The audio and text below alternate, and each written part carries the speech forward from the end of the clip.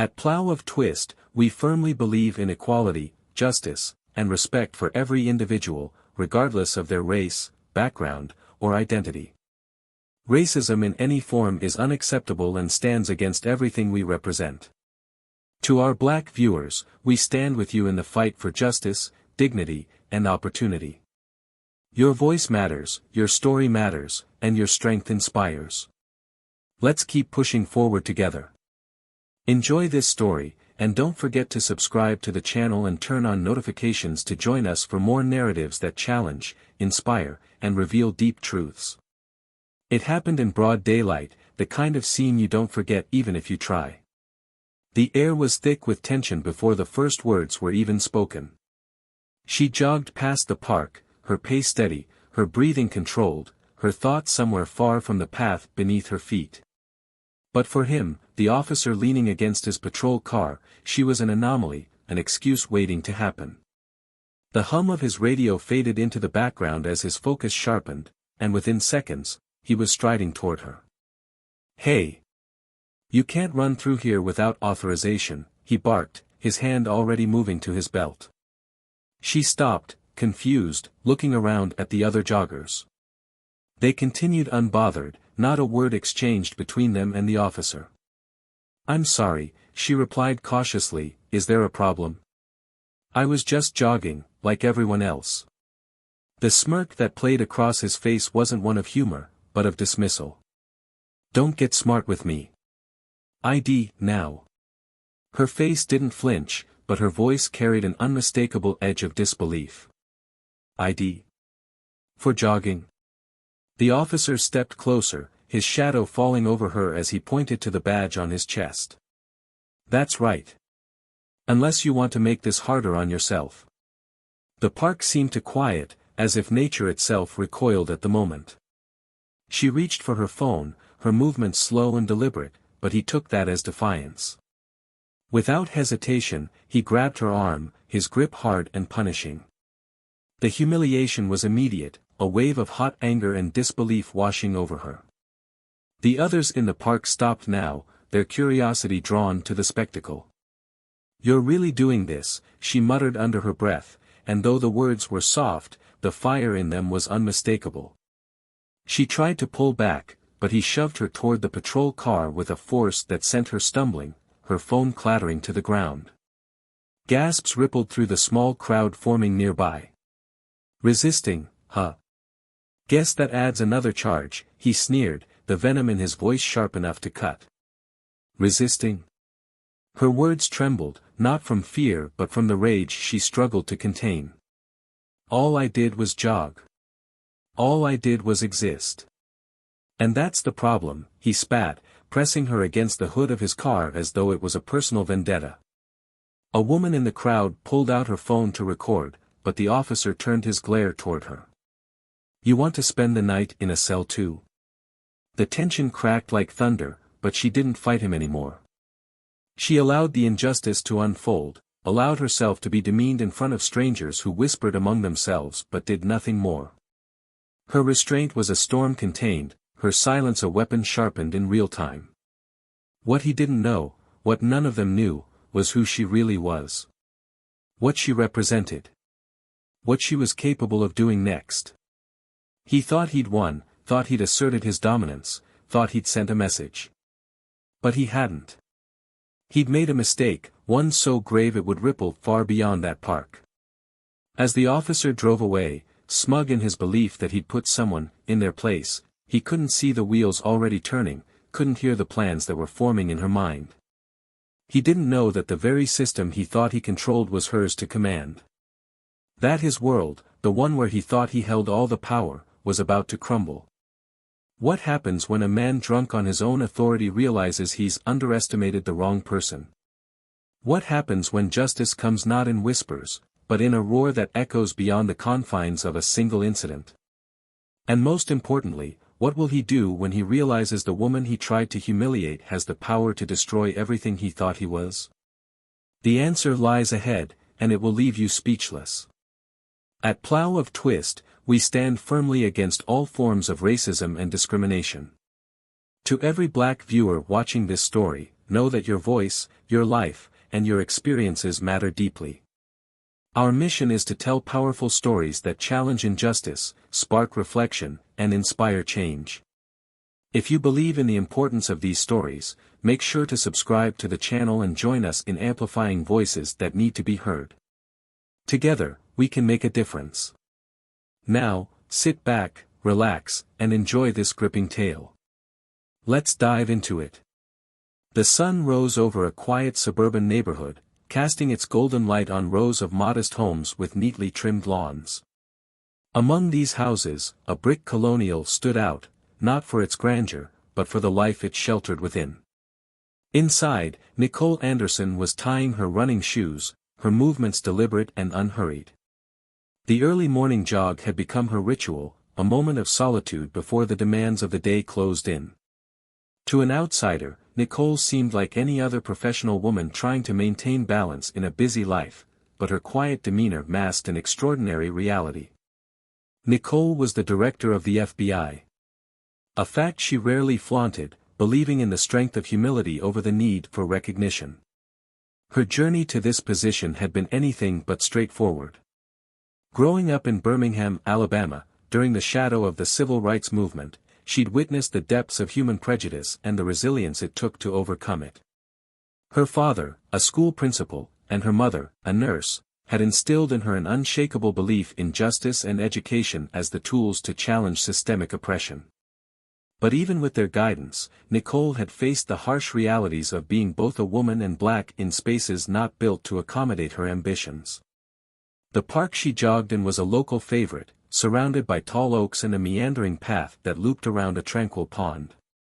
It was a place where people from different walks of life crossed paths without much interaction, an ironic backdrop for what would soon unfold. As she adjusted her smartwatch, readying herself for the familiar course, she noticed the coolness of the morning air and the faint hum of the waking city.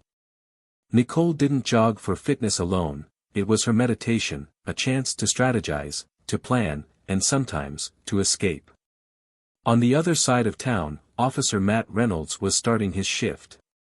Matt was a man of contradictions. A decorated officer with over a decade on the force, he carried himself with a sense of authority that bordered on arrogance. His colleagues admired his confidence, though some quietly questioned the motives behind it. Born and raised in the same city he now patrolled, Matt had grown up in a working-class neighborhood where the lines between survival and opportunity were often blurred. His father had been a cop, and Matt had followed in his footsteps, though for reasons less noble than he liked to admit. Where his father saw the badge as a symbol of service, Matt often viewed it as a tool of control.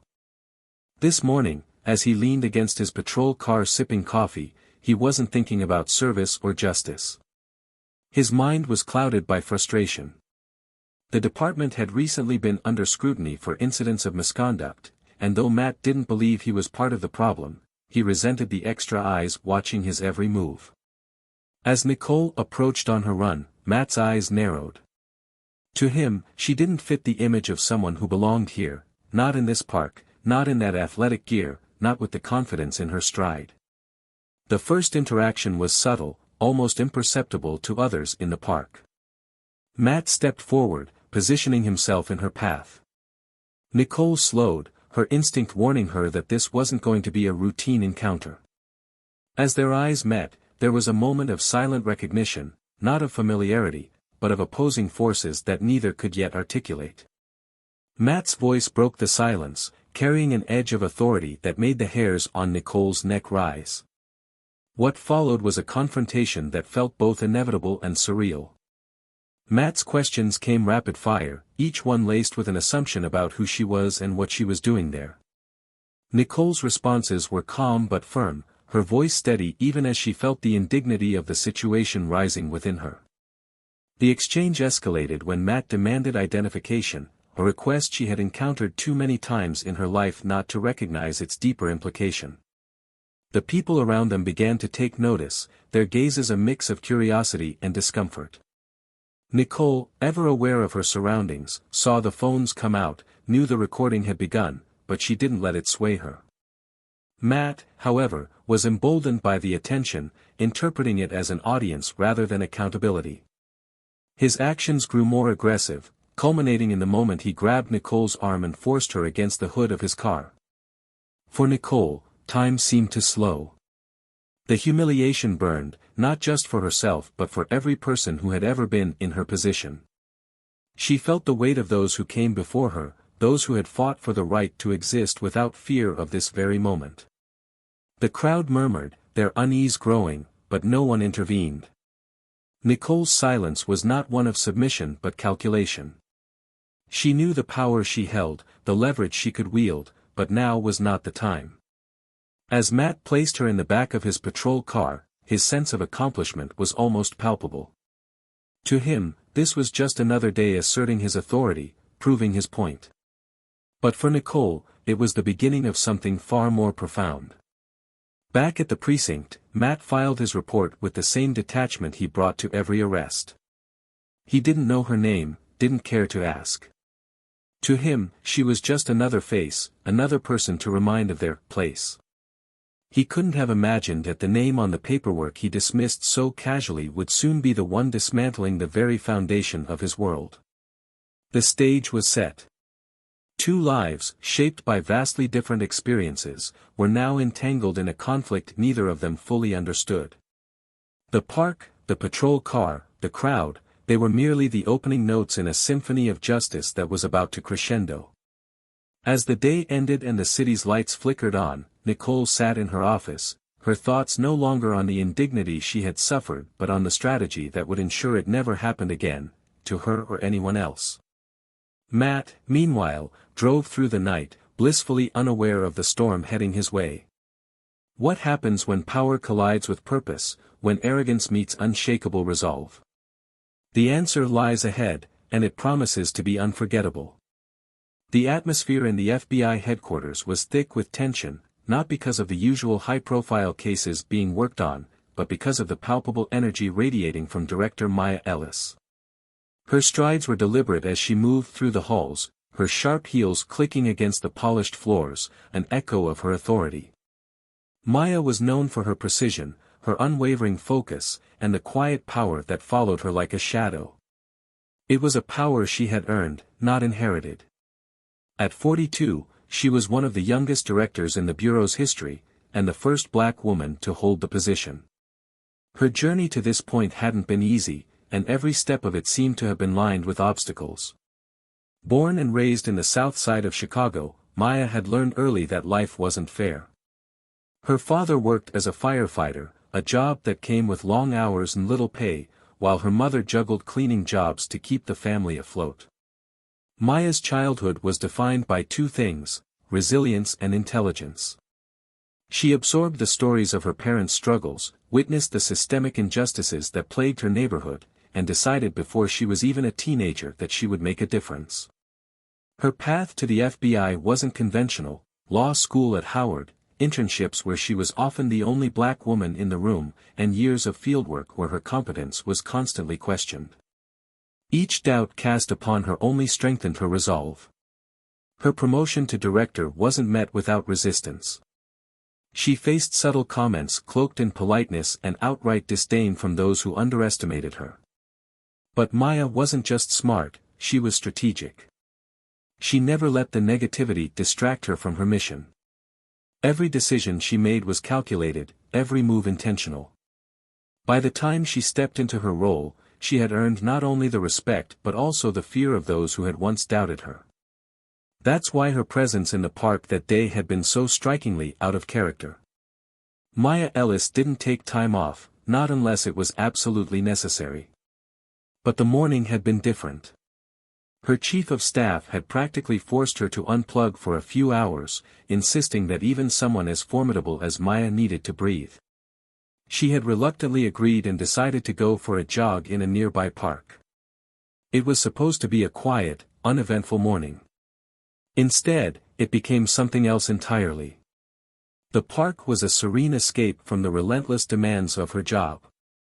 Tall trees lined the path, their branches swaying gently in the breeze.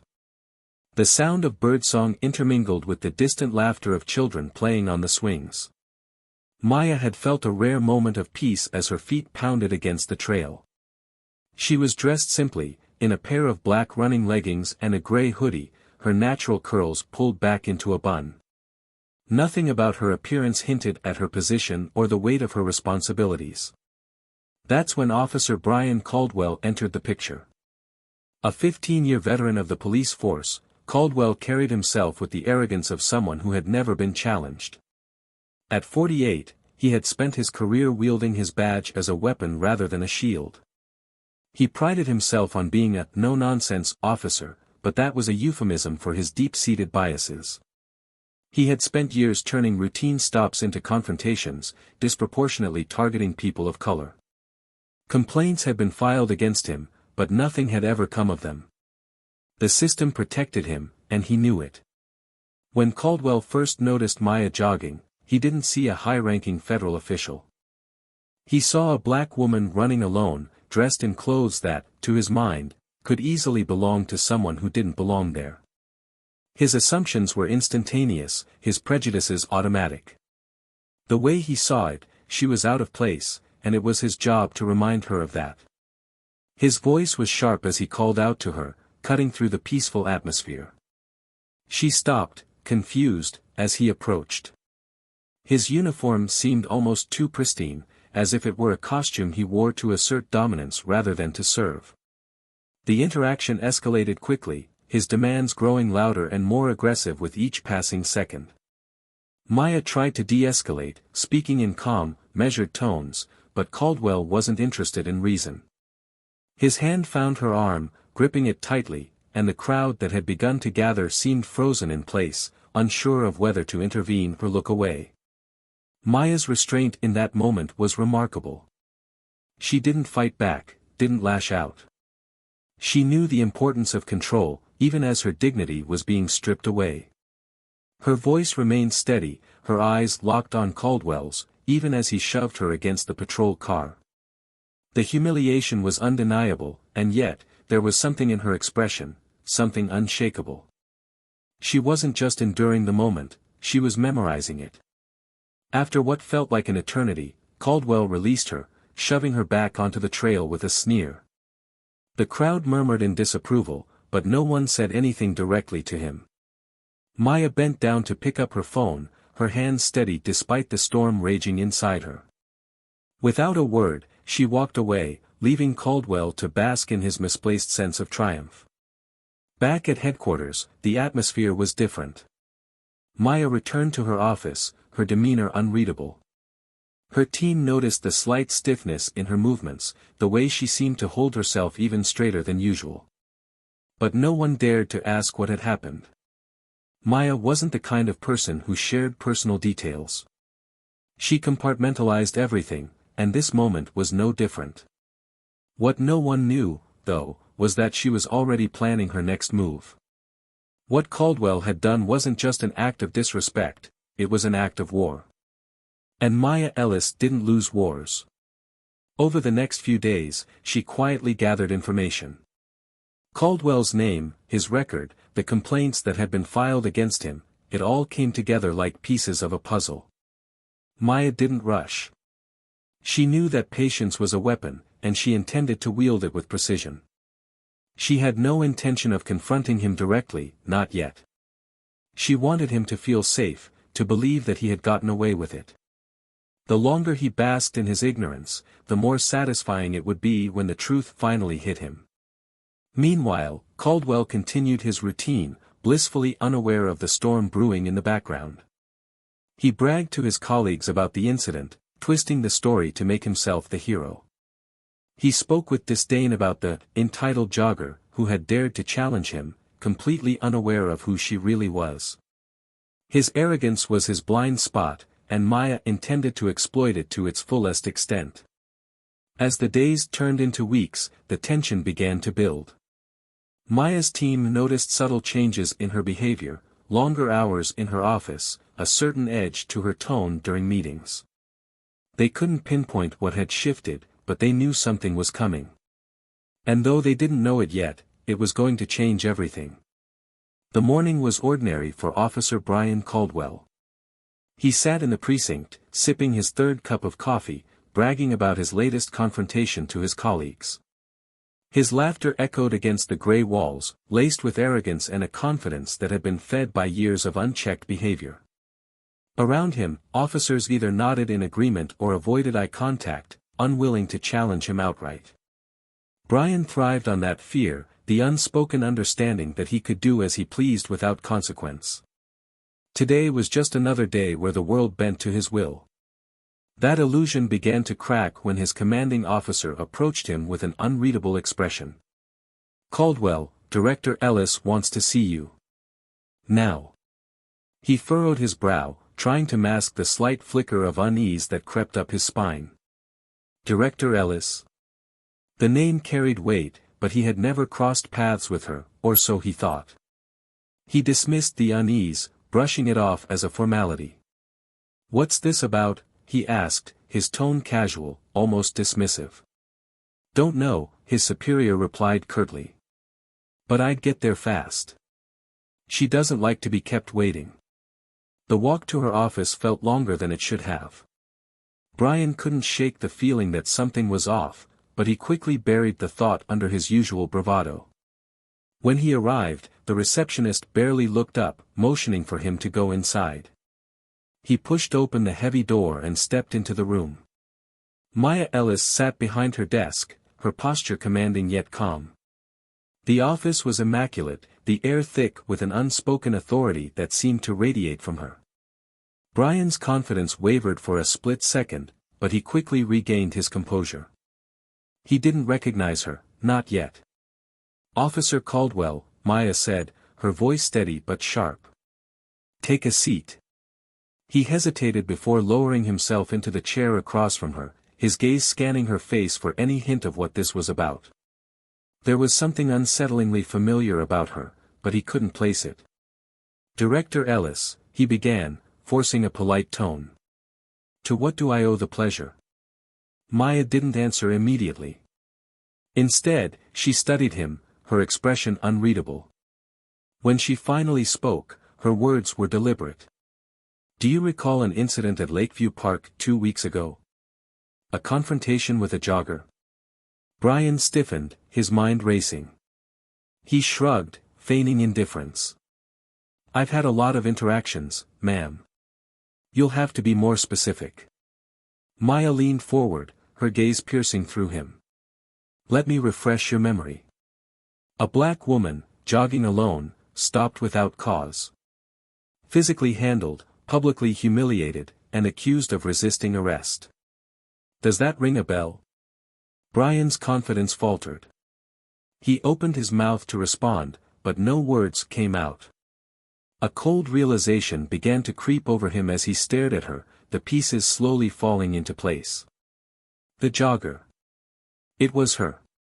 His heart pounded in his chest as he struggled to maintain his composure. "I see you remember now," Maya continued, her voice cool but laced with a quiet intensity. "What you did that day wasn't just an abuse of power. It was a violation. Not just of my rights, but of the principles you swore to uphold when you put on that uniform."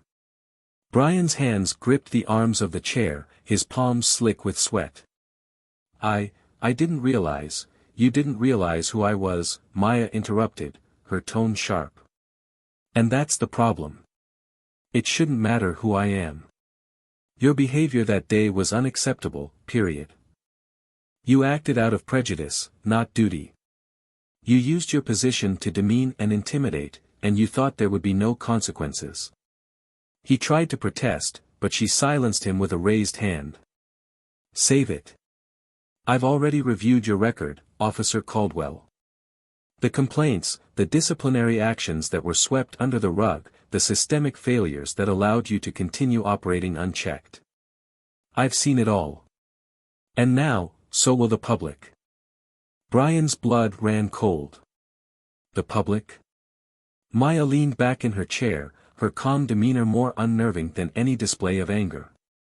"Yes, the public. As of tomorrow morning, an internal investigation into your conduct will be launched. Every complaint filed against you will be revisited. And I've ensured that this time, there will be accountability. His mind raced, desperate for a way out. Director Ellis, please, this isn't necessary.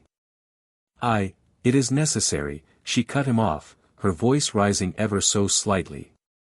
People like you rely on the system to protect you, to shield you from the consequences of your actions. But the system isn't yours to abuse. Not anymore.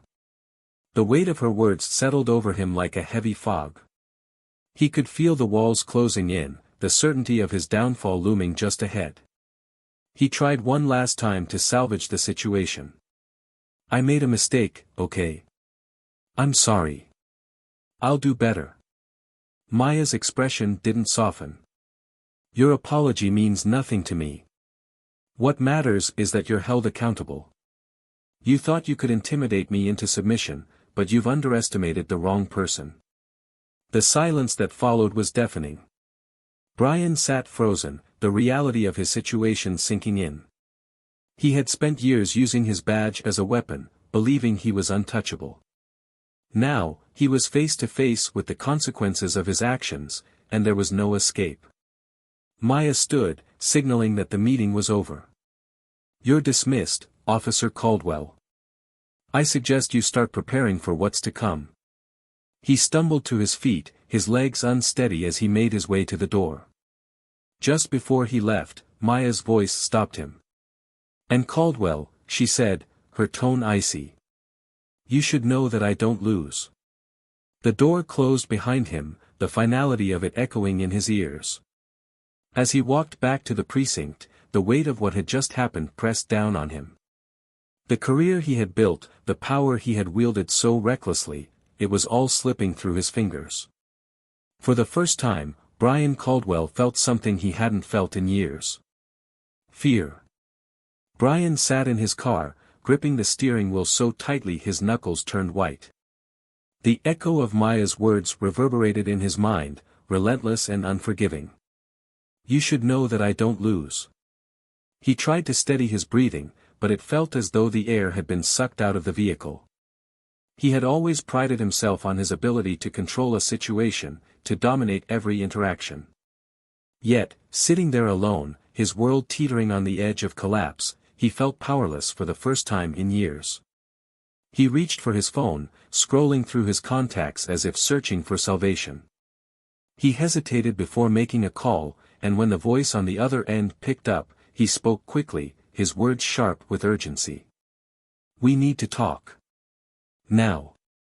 By the time he arrived at the dimly lit bar on the outskirts of town, the panic had settled into a cold determination. He spotted his friend and fellow officer, Rick, sitting in a booth at the back, nursing a beer. Brian slid into the seat across from him, his face a mask of controlled desperation. Rick raised an eyebrow, leaning back casually. You look like you've seen a ghost. Brian didn't bother with pleasantries. You remember the jogger in the park? A couple weeks back. Rick frowned, his brow furrowing. Yeah, you wouldn't shut up about it. What about her? Brian leaned in, lowering his voice. She's not just some jogger. She's Maya Ellis. Director of the FBI.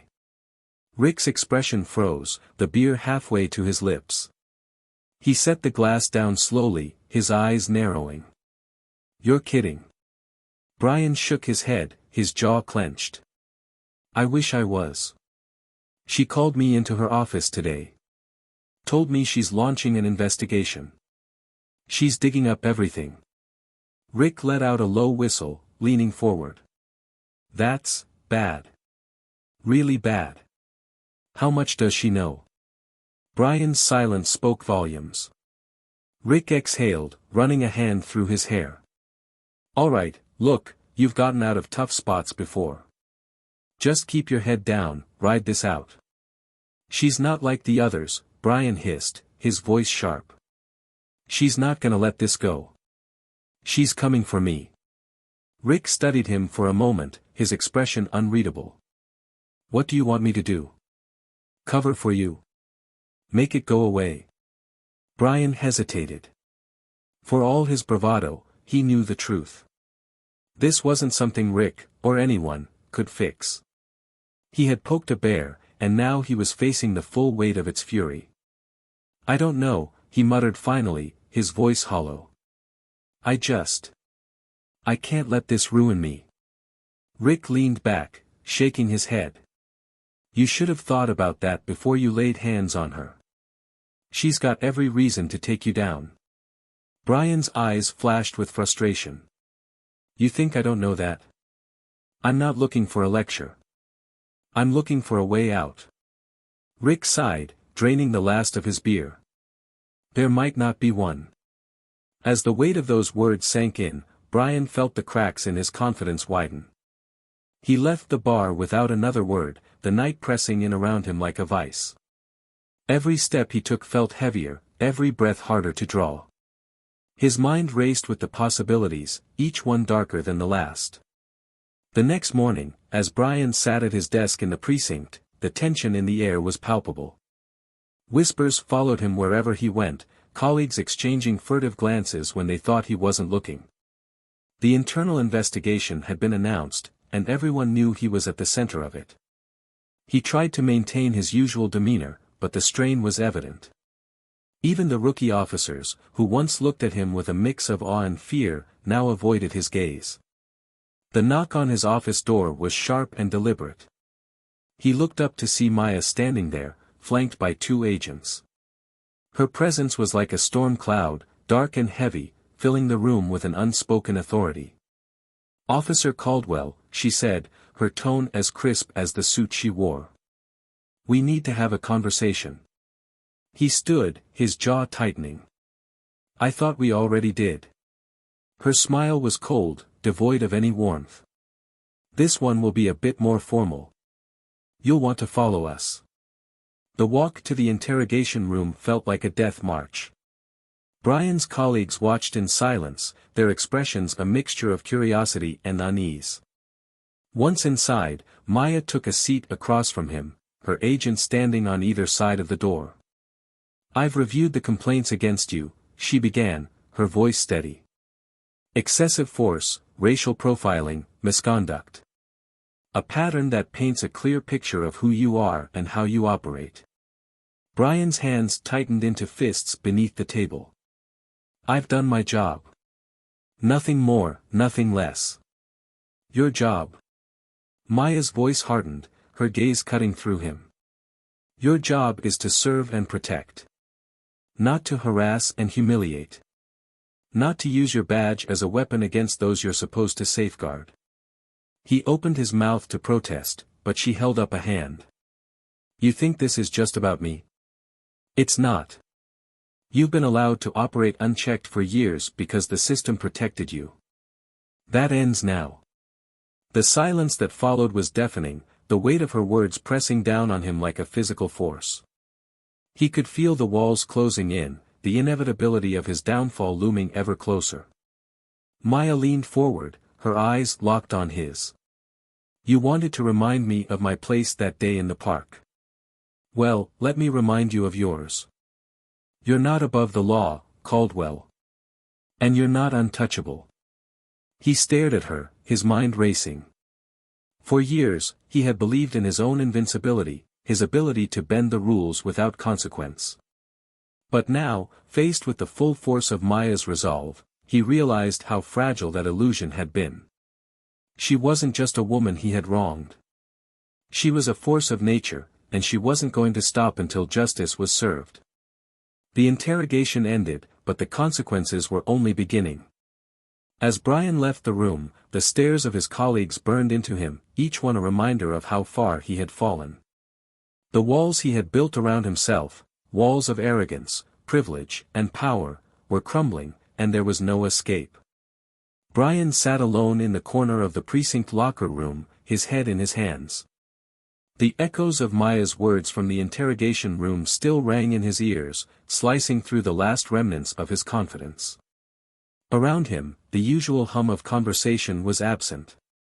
Colleagues who used to crowd the space with laughter and banter now avoided him, their silence louder than any accusation. The isolation was suffocating, and he felt its weight pressing down on him, a constant reminder of how quickly his world was unraveling. He barely noticed when Rick walked in, his presence breaking the heavy stillness. Rick hesitated before speaking, his voice low and hesitant. "Caldwell, they're not letting this go. You know that, right?" Brian looked up, his face pale and drawn. "You think I don't know? Every step I take, every glance in my direction, it's written all over their faces. They're waiting for the hammer to drop." Rick sighed, leaning against the lockers. "You messed up. Big time. But it's bigger than just you now. The Bureau is involved, the media's sniffing around, and Maya Ellis, she's not going to let this fade quietly." Brian's hands clenched into fists, his voice rising with frustration. "Do you think I don't regret it? I wasn't thinking, okay? I didn't know who she was." "If I had," Rick cut him off, his tone sharp. "If you had known who she was, you'd have treated her differently. That's your excuse. Do you even hear yourself?"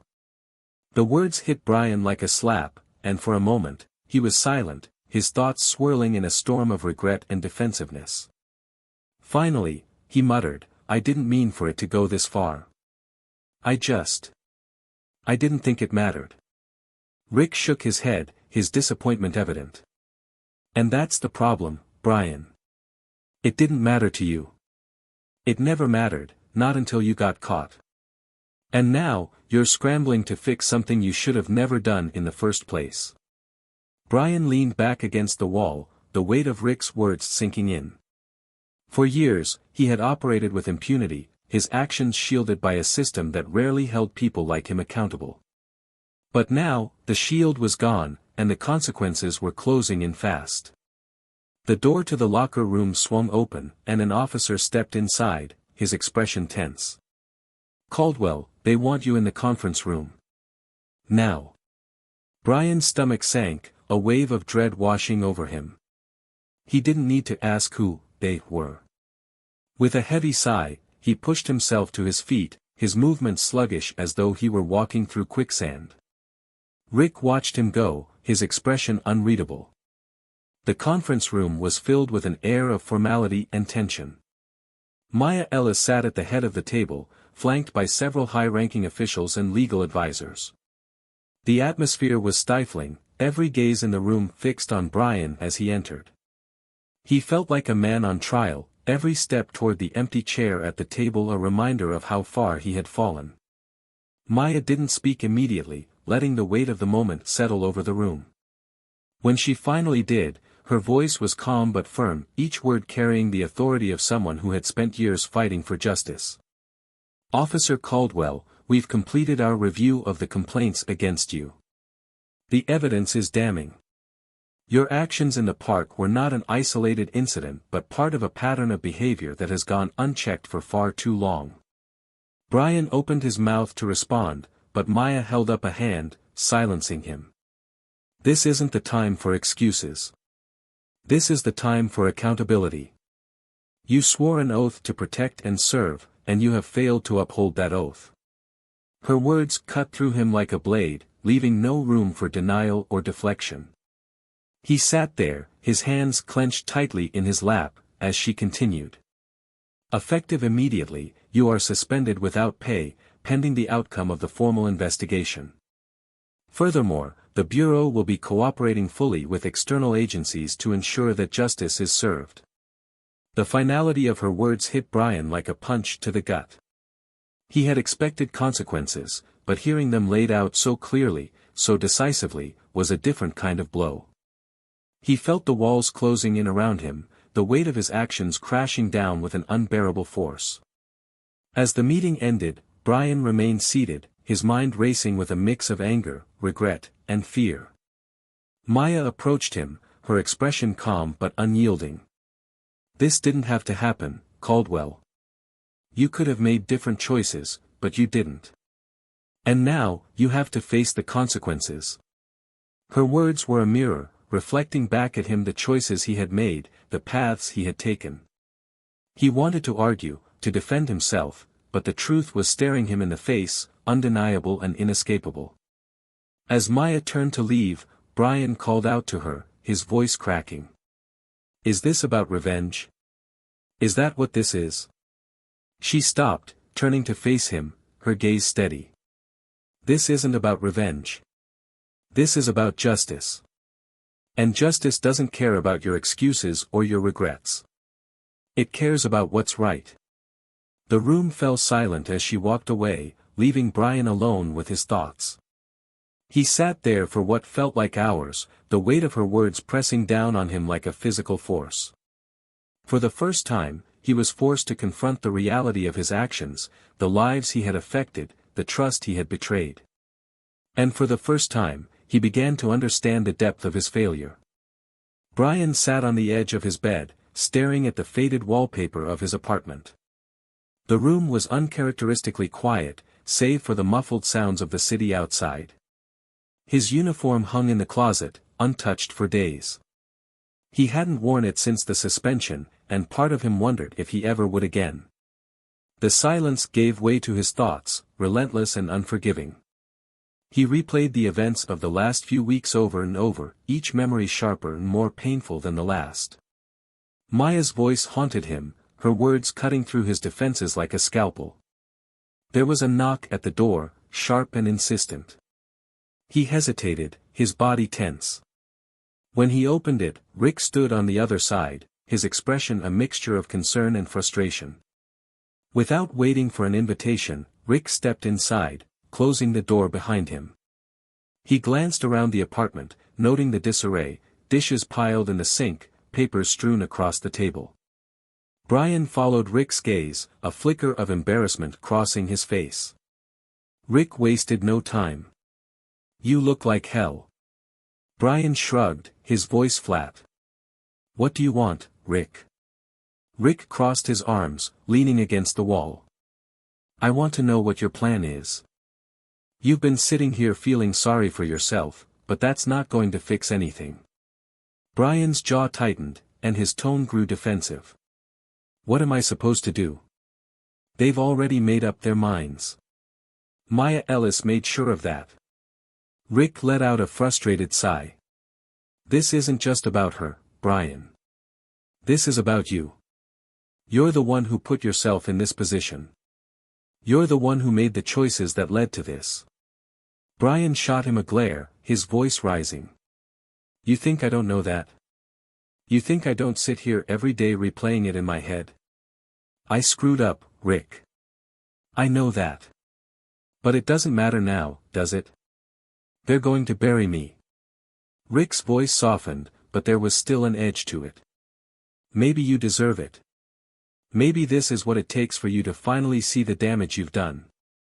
But that doesn't mean you can just give up.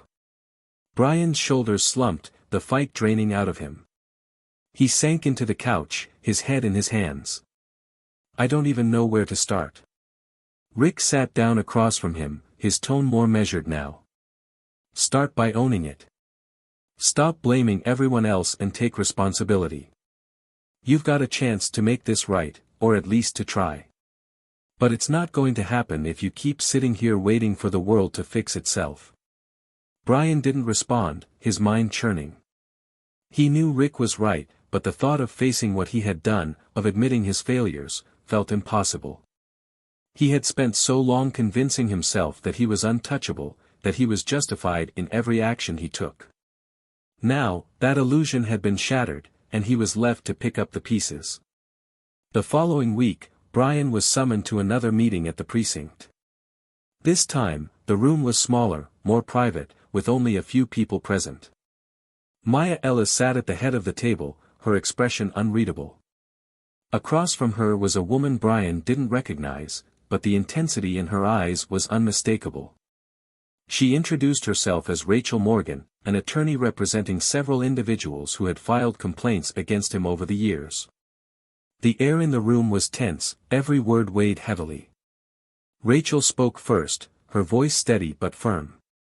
Officer Caldwell, the people I represent have waited a long time for this moment. They've waited for accountability, for acknowledgement of the harm you've caused. This isn't just about one incident in a park. This is about a pattern of behavior that has affected countless lives. Brian's throat felt dry, and he struggled to find his voice. I know I've made mistakes. I can't change what's happened, but I want to make it right. Rachel's gaze didn't waver. Words are easy, Officer Caldwell. What matters is action. Maya spoke next, her tone calm but resolute. This isn't just about punishment, Caldwell. It's about change. You have an opportunity here, but it's not going to be easy. The question is, are you willing to do the work? Brian hesitated, the weight of their words pressing down on him. He could feel their eyes on him, waiting for an answer. For the first time in years, he felt truly seen, not as a figure of authority, but as a man stripped of his defenses, forced to confront the reality of who he had become. Finally, he nodded, his voice barely above a whisper. Yes. I'm willing. The next few weeks were grueling. Brian was required to attend mandatory sensitivity training, led by community leaders who didn't hold back in their criticism.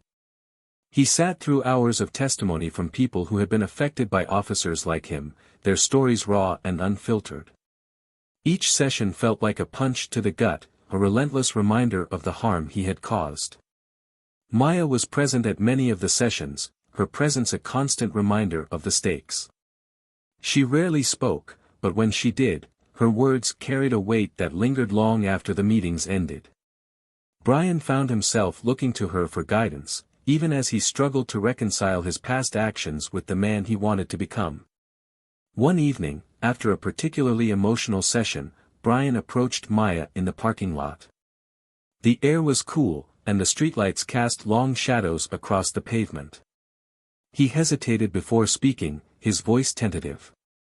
"Director Ellis, can I ask you something?"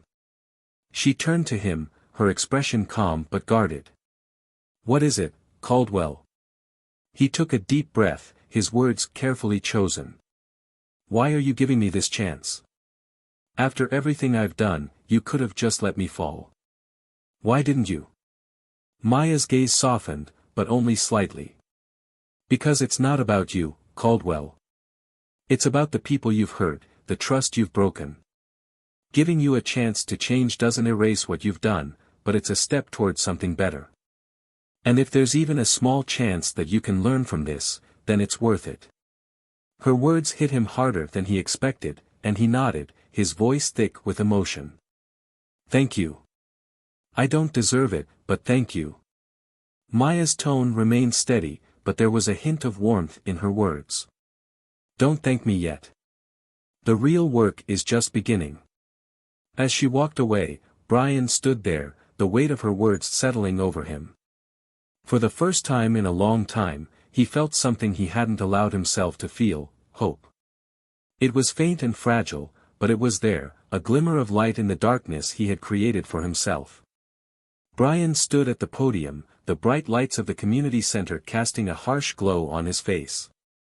The room was packed with people, residents, activists, local leaders, all gathered to hear the man who had once been the embodiment of everything they despised about law enforcement. He gripped the edges of the podium tightly, his palms damp, his heart pounding in his chest. This wasn't a courtroom or a precinct, this was the real judgment, the kind that didn't rely on legal terms or technicalities. It was raw and personal. He cleared his throat, the sound echoing slightly in the large room. "I'm not here to ask for your forgiveness," he began, his voice steady but low. "Because I know I haven't earned it. What I did was wrong. Not just in the park that day, but in every decision I made that hurt someone, every moment I used my position to intimidate instead of protect. For years, I told myself it was just part of the job, that I was doing what needed to be done. But I was lying to myself. And to all of you." The crowd was silent, their eyes fixed on him. Some were skeptical, others angry, and a few looked cautiously hopeful. Brian felt the weight of their gazes, but he didn't flinch. He had spent the last few months confronting the person he had been, peeling back the layers of arrogance and prejudice that had shielded him from accountability. This moment was his chance to prove that the work he had done wasn't just for show. "I've listened to your stories," he continued, his voice growing stronger. I've heard the pain I caused. The trust one broke. And I've seen the damage that people like me have done, not just to individuals, but to entire communities. I can't undo the past. But I can promise you this, I'm going to spend the rest of my life trying to make things right. In the front row, Maya Ellis watched him intently, her expression unreadable. She had been skeptical when Brian first expressed a desire to speak to the community, but she had given him the opportunity.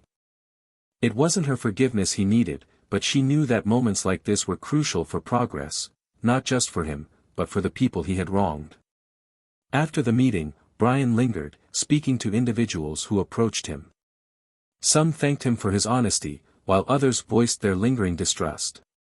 He accepted both reactions with humility, understanding that rebuilding trust would take more than words. As the room began to empty, Maya approached him, her arms crossed. "You handled yourself well up there," she said, her tone neutral but not unkind. Brian nodded, his voice quiet. "It's the least I can do. I know it doesn't fix anything, but I'm trying." Maya studied him for a moment before responding. "Actions speak louder than words, Caldwell. Keep doing the work, and maybe someday, people will see that you've changed. But it's a long road. Don't expect it to be easy." "I don't," he replied, meeting her gaze. "But I'm not giving up." Maya nodded, a faint hint of approval in her expression. "Good. Because the minute you stop, all of this means nothing." In the months that followed, Brian immersed himself in community work. He volunteered at youth centers, participated in forums on police reform, and became a vocal advocate for accountability within law enforcement. It wasn't about redemption for him anymore, it was about responsibility. He knew that his past would always cast a shadow, but he was determined to use his experience to create something better. For Maya, the case marked a significant turning point in her career. The investigation into Brian's actions had sparked broader reforms within the precinct, leading to new policies aimed at curbing misconduct.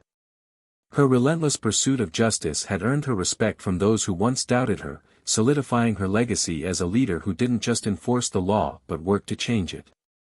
Rick, who had been a silent observer through much of Brian's journey, found himself reflecting on his own role in the system. He began to question the culture of complacency that had allowed people like Brian to thrive, and he too started to advocate for change. His friendship with Brian had shifted, but it endured, built on a shared understanding of the work that still needed to be done. Brian's transformation wasn't a neatly tied bow or a sweeping redemption arc. It was messy and ongoing, filled with moments of progress and setbacks. There were still people who refused to believe in his change, and he didn't blame them. He understood that trust wasn't something you asked for, it was something you earned, day by day, decision by decision. One evening, as Brian walked through the park where everything had started, he paused by the trail.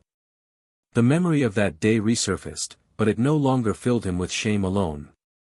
It was a reminder of how far he had come and how far he still had to go. He stood there for a long moment, the sounds of the city blending with the rustle of leaves in the wind. This story isn't just about a man facing the consequences of his actions. It's about the power of accountability, the necessity of change, and the impact of one person's resolve to fight for what's right. Maya Ellis's determination to hold Brian accountable wasn't about vengeance, it was about justice, and justice doesn't come easily or quickly. It's a process, a commitment to doing what's right even when it's hard. So, what about you? What does justice mean to you? Is it about punishment, or is it about creating a path forward? How do we hold people accountable while giving them the chance to grow? Share your thoughts in the comments below. Let's start a conversation about what it really takes to build trust and foster change. If this story moved you, inspired you, or made you think, don't forget to like this video and subscribe to Tales of Twist. We're here to tell stories that challenge perspectives and spark meaningful dialogue. Until next time, take care, stay curious, and keep pushing for a better world.